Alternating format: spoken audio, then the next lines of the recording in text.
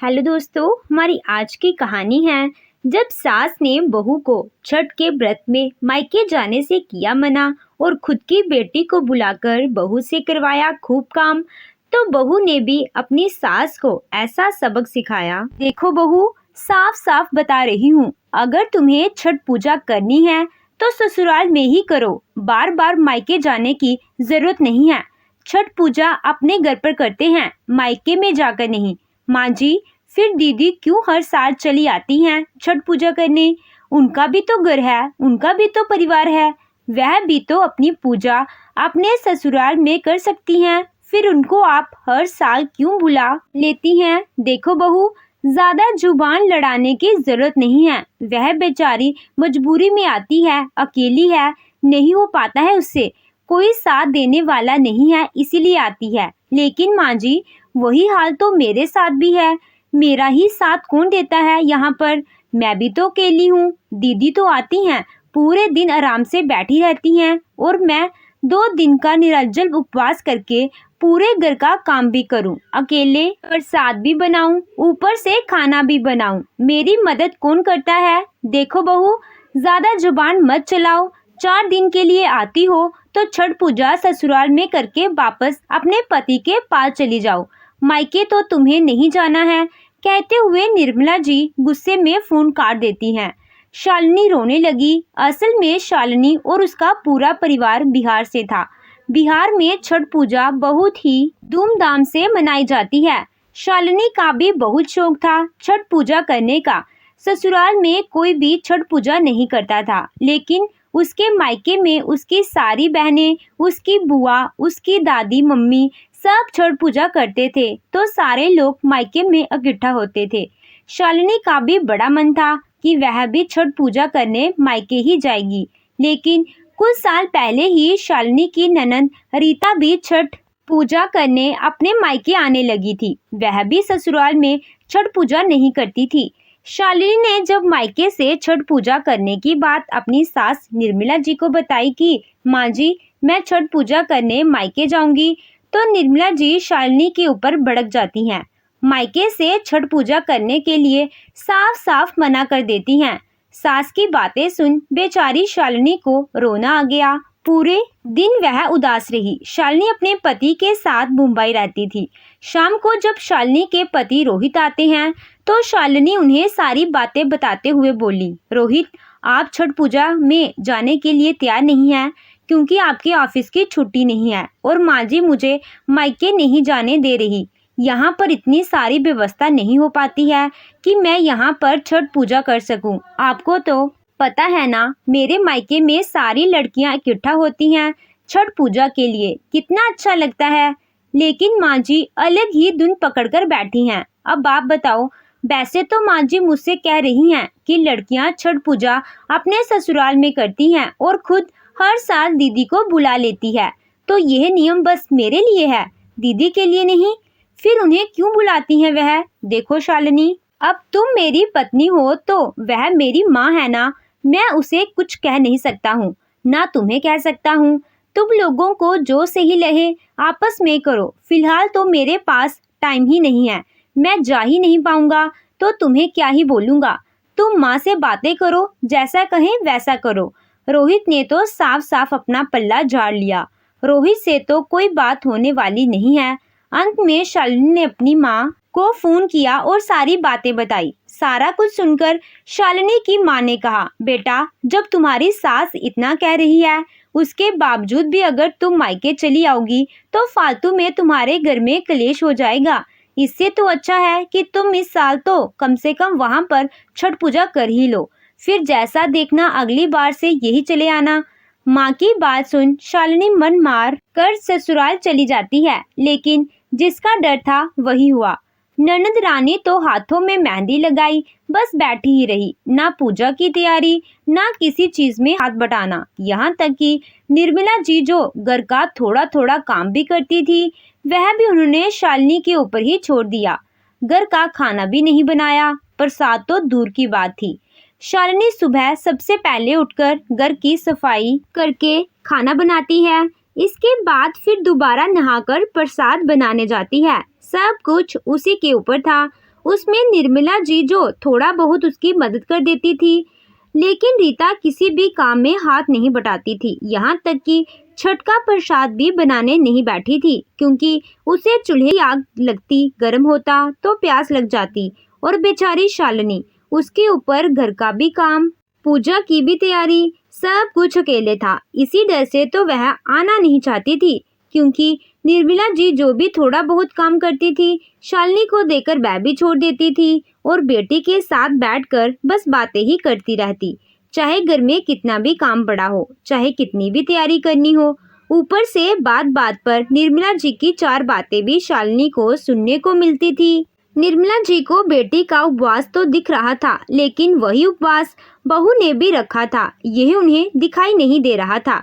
प्रसाद बनाते समय भी रीता बैठी तो थी वहां पर, लेकिन बहुत दूर आराम से पंखा खोलकर बातें करने के लिए। बातें तो जितनी भी कर लो, लेकिन किसी काम में मदद तो बिल्कुल भी भूल कर भी नहीं करना था उसे।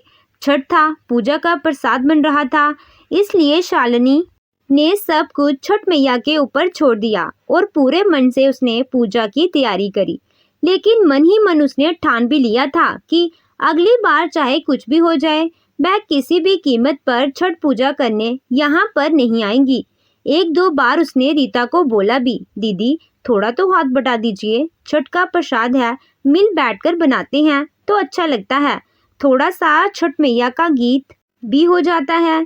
रीता कुछ कहती उससे पहले ही निर्मला जी बोल पड़ती, बहू अब उसमें क्या हाथ बटाना है, बैठे बैठे हाथ ही तो चलाना है, और उसमें भी 4 लोग हाथ लगाएंगे। रही बात गाने की, तो टेप लगा लो, चिल्ला चिल्ला कर गाने से उसका गला नहीं सूख जाएगा। भाई तुम्हें हिम्मत है, तुम गा लो, उसे क्यों बोल रही हो बार बार। सास की बातें सुन शालिनी चिढ़ते हुए बोली, माँ जी जब इतनी ही हिम्मत जवाब दे रही है, जब इतनी ही शक्ति नहीं है शरीर में, तो फिर व्रत करने की क्या जरूरत है।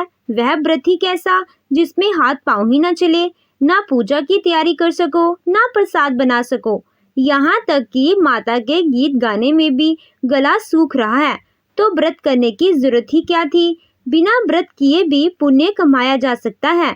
छठ में बिना व्रत करने वाले लोग भी प्रसाद बनवाते हैं ताकि उन्हें भी कुछ पुण्य मिल सके।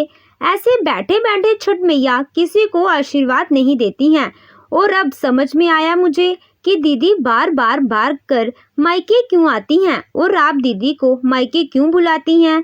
यही सुख उन्हें ससुराल में चाहिए था, जो नहीं मिल सकता। लेकिन सच्ची मानिए तो ससुराल हो या मायका, खुद की पूजा की तैयारी खुद ही करने से पुण्य मिलता है। दूसरा कोई करके सारा कुछ दे देगा, उससे पुण्य नहीं मिलने वाला है।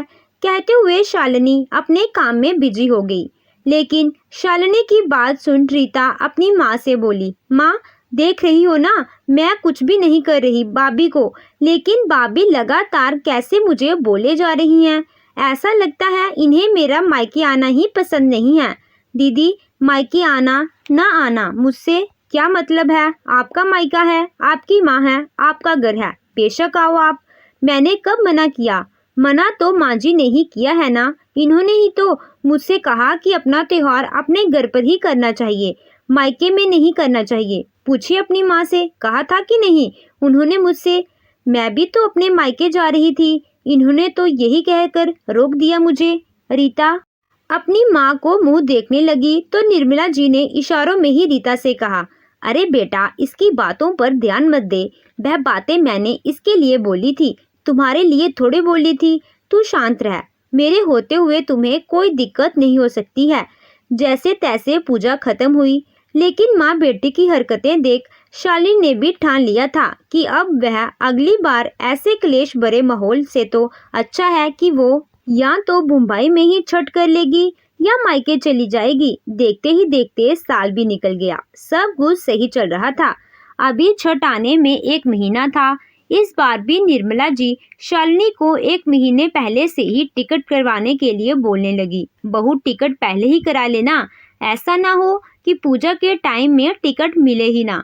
सास की बातें सुन शालिनी ने कुछ नहीं कहा। उसने चुपचाप अपने मायके की टिकट करा ली थी और यह बात उसने निर्मला जी को बताई भी नहीं। रोहित से वैसे भी कोई मतलब नहीं था, क्योंकि उसके पास इतना टाइम ही नहीं था। दीपावली की 3-4 दिन की ही छुट्टी मिलती थी। इसके बाद उसे ऑफिस जाना ही जाना था। इसलिए शालिनी छठ पूजा कहाँ करती है, यह शालिनी के ऊपर ही था। दीपावली के बाद शालिनी अपने मायके चली गई। जैसे ही निर्मला जी को यह बात पता चली, वह शालिनी के ऊपर गुस्सा हो चिल्लाने लगी। बहू, तुम्हारी हिम्मत कैसे हुई मायके चली गई?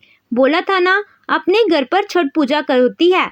शालिनी कुछ कहती इससे पहले ही शालिनी की माँ ने फोन लेते हुए बोली, बहन जी, यह कहाँ का नियम लगा रही हैं आप कि छठ अपने घर पर ही करते हैं, मायके में नहीं? और अगर नियम बना भी रही हैं तो नियम बस क्या मेरी बेटी के लिए, आपकी बेटी के लिए नहीं है? अगर आप इतनी ही नियम की पक्की हैं, असूलों की पक्की हैं, तो यही नियम आप अपनी बेटी पर भी लागू करिए ना। उसे क्यों मायके बुला लेती हैं? उसे भी रहने दीजिए ना अपने ससुराल में पूजा करने के लिए। शालिनी की माँ की बात सुन निर्मला जी सुन रह गई। उनके मुंह से बोल ही नहीं निकल रहा था।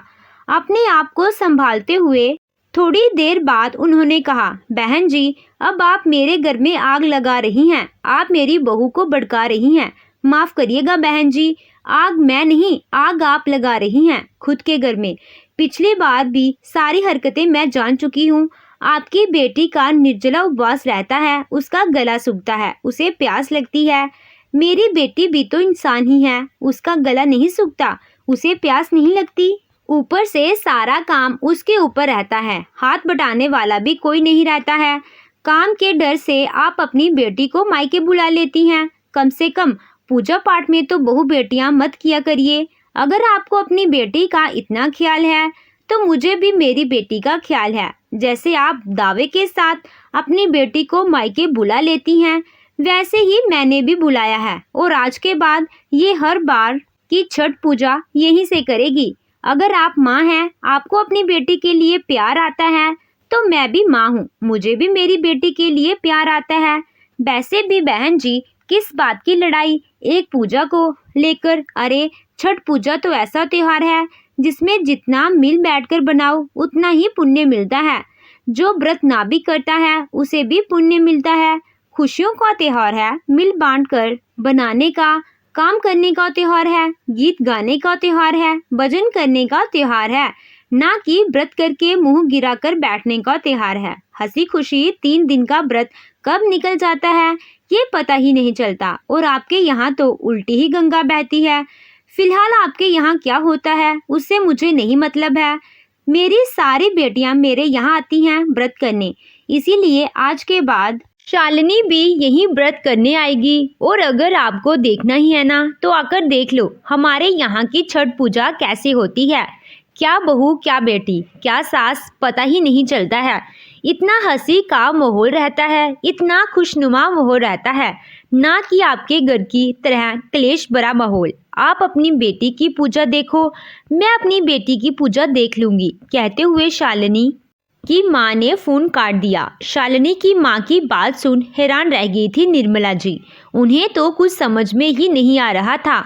यहाँ पर तो वह आस लगाए बैठी थी कि शालिनी आएगी और सारी तैयारी करेगी, लेकिन शालिनी तो मायके चली गई, वह नहीं आने वाली है। ऊपर से उसने अपनी माँ को भी सारी बातें बता दी। 4 बातें अलग से सुनने को मिली। अब कुछ किया भी नहीं जा सकता है, टाइम कम था, काम भी ज़रूरी था, इसलिए निर्मला जी ने जल्दी जल्दी सारी तैयारियां शुरू कर दी। रीता को भी माँ के साथ काम में हाथ बटाना ही पड़ा, क्योंकि इतना काम ना तो निर्मला जी के बस का था, ना ही रीता के बस का। और इस बार काम करने में ना रीता का गला सूख रहा था, ना उसे गर्मी लग रही थी, ना उसे चूल्हे की आग लग रही थी, और ना ही उसे प्यास लग रही थी। मन में शालिनी के लिए गुस्सा और नफरत लिए दोनों ही माँ बेटी छठ का प्रसाद बनाने में लगी रही। और इधर दूसरी ओर शालिनी के मायके में पूरा परिवार इकट्ठा था। अच्छी खासी भीड़ थी, सब लोग मिलकर प्रसाद बना रहे थे, छठ माता के गीत गा रहे थे। हंसी का माहौल था, खुशी का माहौल था, देखने में लग रहा था हाँ कोई त्योहार है। पूरे मन से शालिनी अपनी बहनों और भाभीयों के साथ बैठकर छठ का प्रसाद बनवा रही थी। ससुराल के कलेश भरे माहौल से कोसों दूर हंसी खुशी अपनी पूजा की तैयारी कर रही थी। तो दोस्तों, आपको ये कहानी कैसी लगी कमेंट कर ज़रूर बताइएगा। कहानी अच्छी लगी हो तो वीडियो को लाइक कीजिएगा, चैनल पे नए हो तो चैनल को सब्सक्राइब कीजिएगा। Thank you.